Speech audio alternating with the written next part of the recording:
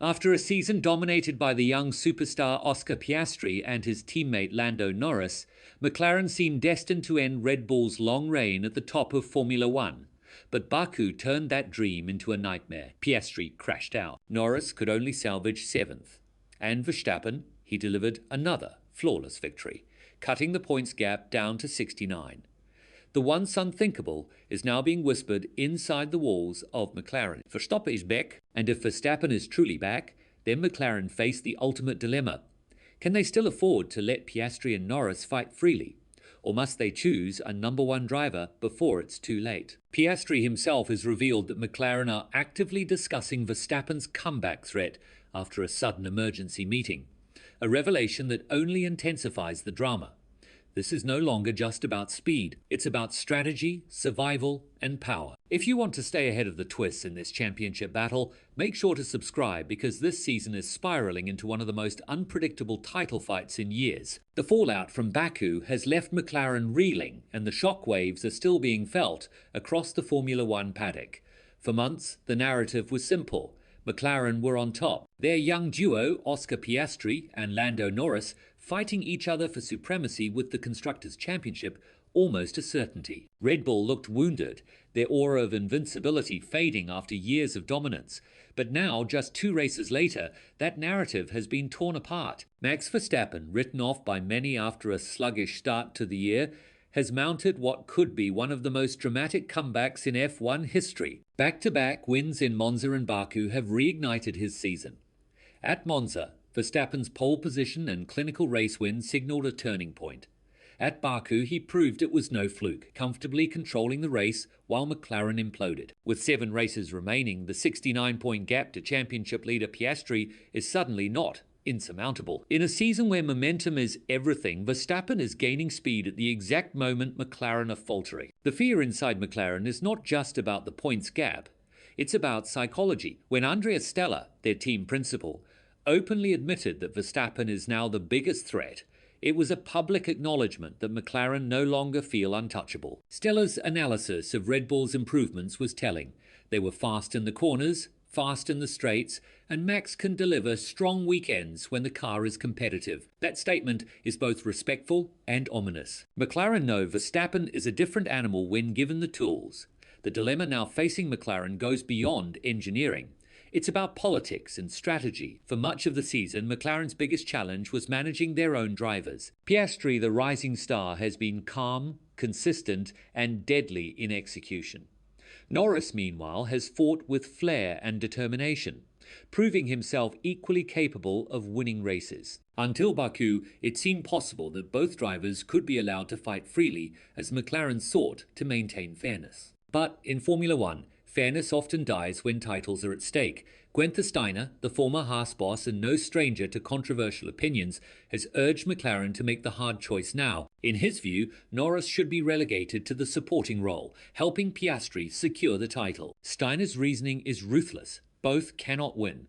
So instead of having 2 fighting and lose it all, you get somebody to win. He is essentially telling McLaren to abandon their romantic idealism in favor of cold pragmatism. The problem: Norris is not just another driver. He is the face of McLaren, the driver they've marketed as their long-term leader, the man many fans associate with the team's resurgence. Demoting him would create headlines around the world, potentially destabilizing his relationship with McLaren. Yet Steiner argues that the risk of internal conflict is nothing compared to the risk of letting Verstappen steal the crown.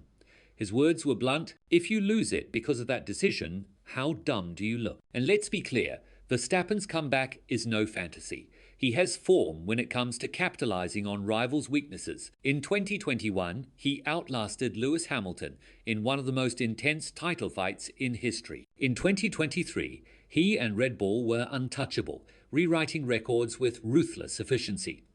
Now, in 2025, he finds himself cast in a different role, the hunter, not the hunted. That makes him dangerous. With no pressure and no expectation, Verstappen can attack freely, forcing McLaren to play on the defensive. Marco's words carried a subtle warning. If we're competitive in Singapore, maybe we can start dreaming. For McLaren, that dream would be a night. The Singapore Grand Prix now looms as a crossroads.